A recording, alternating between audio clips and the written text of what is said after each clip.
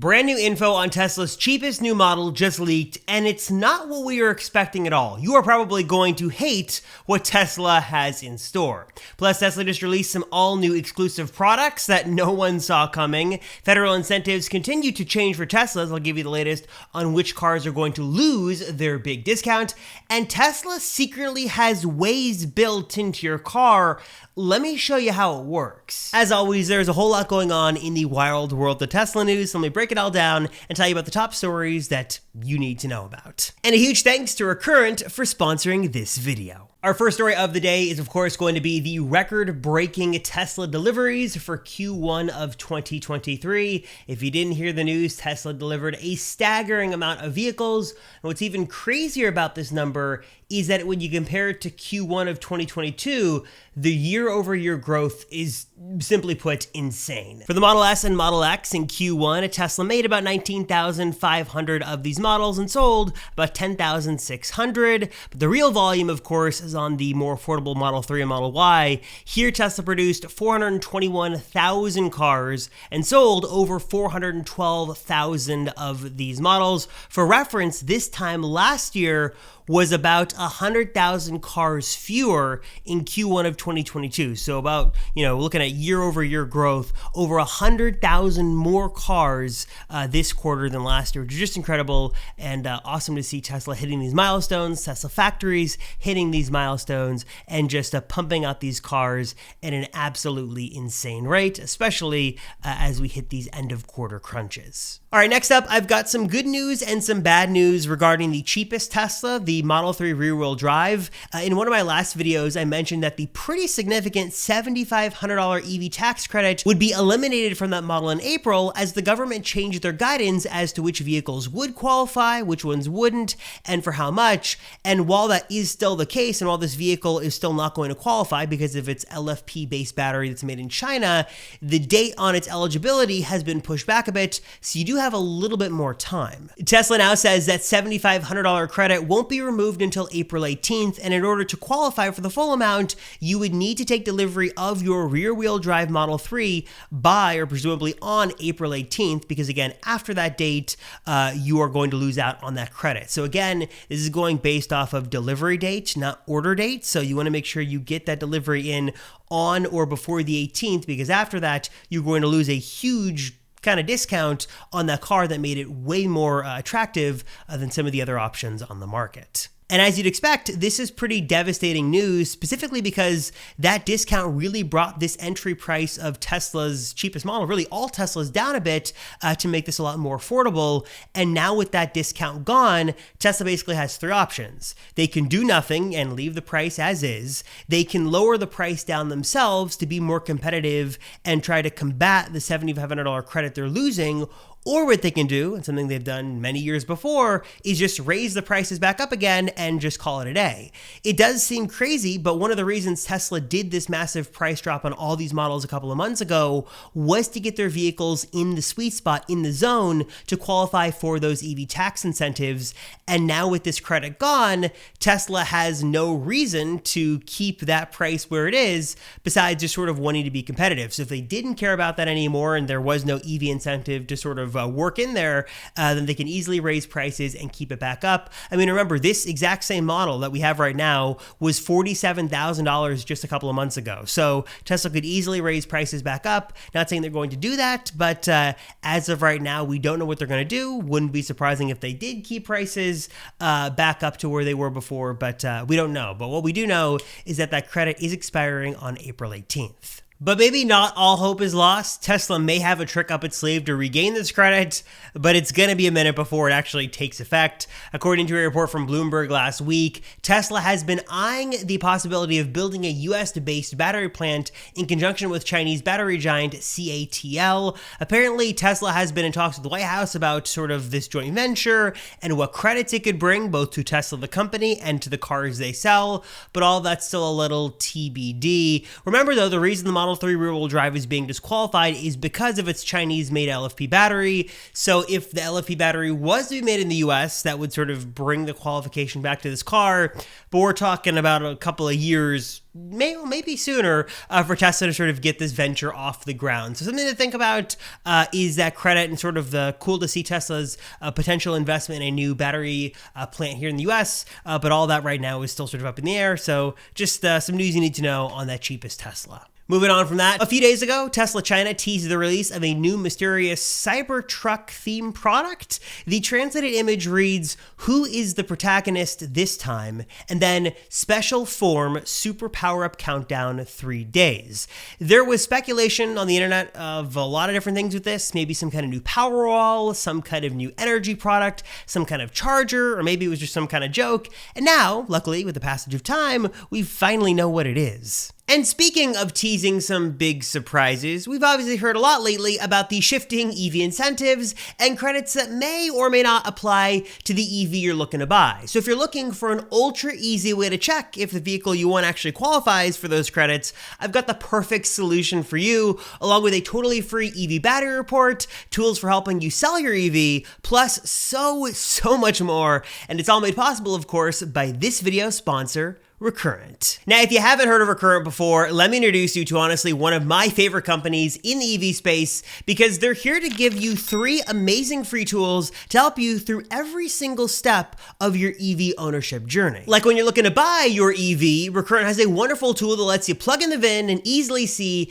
if the EV you're looking to buy is going to qualify for those ever-shifting tax credits. And when you're finally ready to actually own it and you've got it and you want to make sure you're keeping it in tip-top shape, Recurrent has their amazingly feature-packed battery report that's delivered to your inbox every single month, totally for free. This thing, again, is packed with some incredible insights into not just sort of your current range and your current charging habits, but really the bigger picture as well of the overall health of your EV's battery and how factors like temperature, state of charge, and other things play a big role in your current and future battery health and your range. And finally, when the time comes that you're looking to sell your EV, Recurrent has got you covered there as well, with a feature-packed selling tool that may even help you earn some more money thanks to the health of your EV's battery. In a couple of simple clicks, you can get connected to Recurrent's special network of dealers that really understand and specialize in the sales of EVs, and they value the importance of sort of a good, healthy battery inside of that car. And you can simply get offers that you can either ignore or choose to move forward with.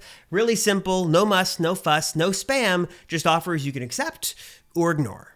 So if you want to learn more about Recurrent, check it out for yourself today. Get signed up for that totally free monthly battery report, or check out that VIN tool, or maybe if you're looking to sell your EV, go through Recurrent and have them help you through the process as well. Click the link right down below in the description to learn more. Again, Recurrent makes this all so simple, so easy. They're doing so many amazing things, and you've got to check them out for yourself today. So again, learn more and check out these tools totally for free by clicking the link right down below in the description. So when we officially got the reveal, many were sort of a little curious to see what it was and a little confused, as the Cyber Vault is now being called, I believe, the Cyber Charger.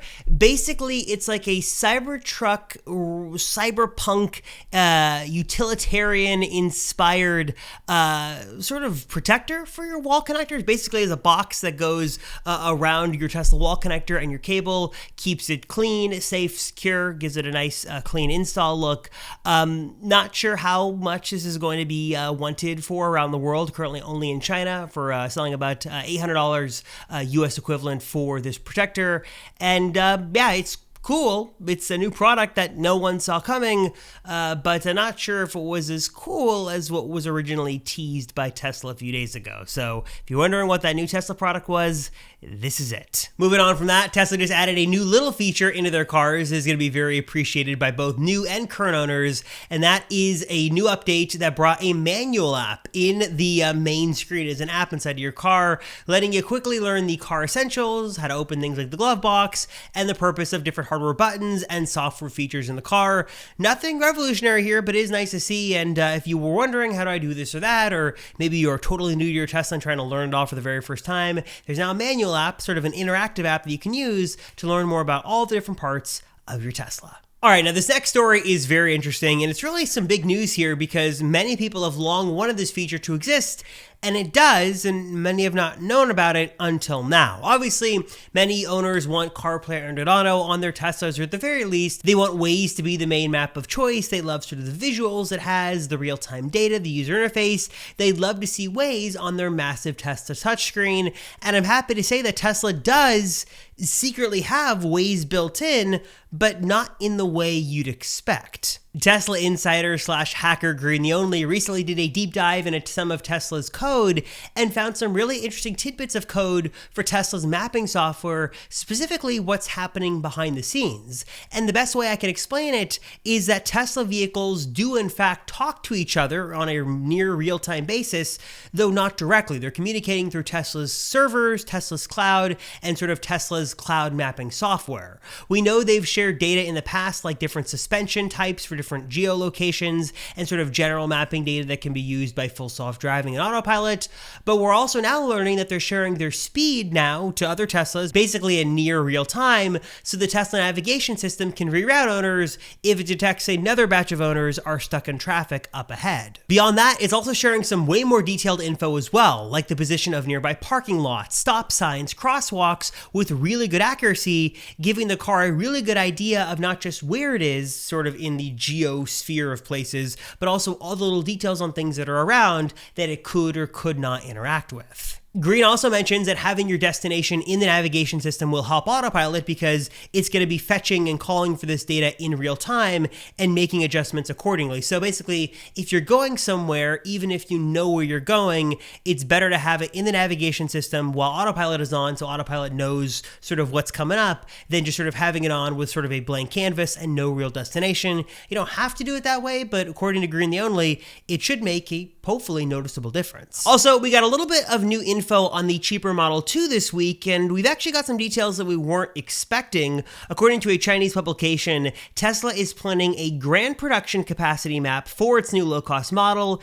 It's actually rumored to be a smaller Model Y and not a smaller Model 3, and Tesla is planning for a 4 million vehicle per year capacity spread across Fremont, Giga Texas, Giga Mexico, Giga Berlin, and Giga Shanghai, though North America, Giga Mexico, would be doing the bulk of production, which does line up to some other rumors we heard just a couple of weeks ago. Now again, so much of this lower cost Model 2 is shrouded in secrecy. We heard it was going to be mainly produced in Giga Mexico, that Tesla was going to do their very best to keep costs down, and what we had assumed was that it was going to be sort of a pared down, smaller, cheaper version of the Model 3, but according to this report, it'd be a smaller Model Y. Now this very much could be a case where it's basically a Model 3 with a hatchback, which sort of makes it a Model Y, or maybe Tesla decided to sort of use the Model Y design and sort of shrink that down. Not exactly sure how this plays out, but this is a little bit of news that was worth sharing, and a little bit of info now that we have on the upcoming cheaper new Tesla. Of course, it wouldn't be a Tesla news video without some Cybertruck updates. We do have a couple of things to talk about. A couple of recent spy shots of the Cybertruck have been sort of shared online in the San Francisco Bay Area at daytime and at nighttime, and it's just pretty wild to see this thing driving around on city streets and sort of casually sitting at a stoplight next to cars. That's just really crazy to see that this is going to become a reality, hopefully in the not so distant future. And there was also some controversy early in the week when Tesla had posted some job listings at Giga Texas for a Cybertruck paint production specialist or a supervisor, and some speculated that maybe we would get some paint options on the Cybertruck after all, but that was sort of short-lived because Tesla's design chief went on a podcast and confirmed that that probably wasn't going to happen, basically saying the paint was expensive and fragile compared to the oh-so-powerful stainless steel. We've also got some images and videos once again of the Cybertruck on the, what is this? I don't want to say raceway, but it's the track at the Fremont facility there in Northern California. There it is again, looking closer and closer to production. Elon also tweeted recently that he walked the Cybertruck production line at Giga Texas, and it's going to be awesome. So hopefully we see this sooner than later. And we also recently saw that Giga Texas was installing some new equipment for the Cybertruck production line. Tesla also sort of teased teased some Cybertruck crash test footage on April 1st, but as you'd expect, they didn't actually show the best part, which would be the crash test results. Again, Cybertruck is expected to begin limited production by the end of this year, and if all goes to plan, we should see some of these on the road before the end of 2023. All right, guys, so I'm curious, what are your thoughts on the Tesla news of the week? Your thoughts on the potential return of some tax credits in the maybe not so distant future? Your thoughts on the Model 3 losing that tax credit? Do you think Tesla's going to adjust prices accordingly? Your thoughts on Cybertruck? Your thoughts on sort of the under the hood, behind the scenes mapping stuff? Let me know your thoughts down below on the news of the week. As always, I appreciate you guys watching. Thank you so much. Appreciate your support. I'm Robert Rosenfeld, and I'll see you all in the next one.